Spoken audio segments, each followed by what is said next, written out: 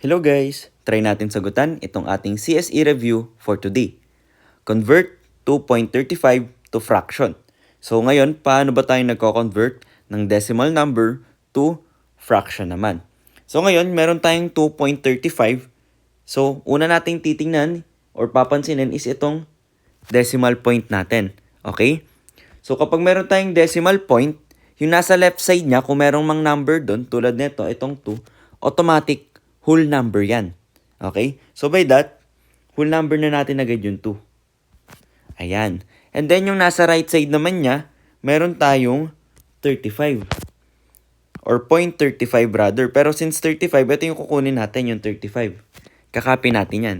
So yan yung magiging numerator natin ngayon. Over, lagay tayo ng 1 dito, and then, meron siyang kasunod na 0. Pero, malalaman natin kung ilang 0 yung ilalagay natin by moving yung ating decimal point. Kung ilang move yung kailangan niyang gawin para maging whole number yung 2.35. Or sa madaling salita, ilang decimal places meron tayo. So, pwede na natin bilangin to. So, we have 1, 2. So, meron tayong 2 decimal places. So, by that, dalawang 0 din yung ilalagay natin sa denominator. So, we are left with 2 and 35 over 100. Yung 35 over 100, pwede natin itong masimplify. Okay? Yun yung kailangan nating tatandaan. Kailangan lagi tayong naka-simplify yung sagot natin. So, ano ba yung pwede nating i-divide sa 35 and 100 para maging simplest form siya? So, meron silang common multiple na 5. So, divide natin parehas by 5. So, by this, copy lang natin yung 2 na whole number.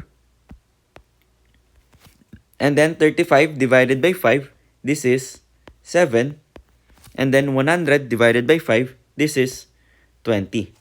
So, ito yung ating sagot for this question. Letter B. So, for our next question, kindly comment down your answer sa ating chat box and let's see if naintindihan nyo yung ating review for today. So, that's it for our review for today. I hope may natutunan kayo and maraming salamat sa panonood.